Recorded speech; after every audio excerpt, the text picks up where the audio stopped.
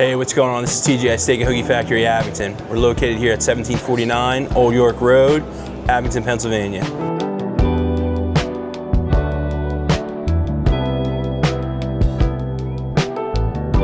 We've been in business for, I believe, over 30 years. This location's been here for a while.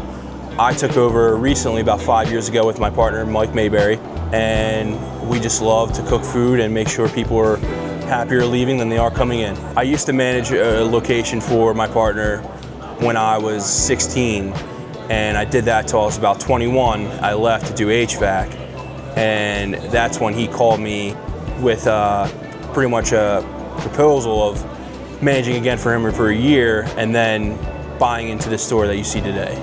So that's how I got into this. My experience with PDQ has been amazing since day one. The support is unbelievably fast. Everything gets fixed right away. Even closing wise, let's say I'm unavailable some nights, our girls are able to call and ask whoever's there and they can guide them through what they have to do to get it all shut down. I've never ever once had a problem that PDQ wasn't able to solve for me.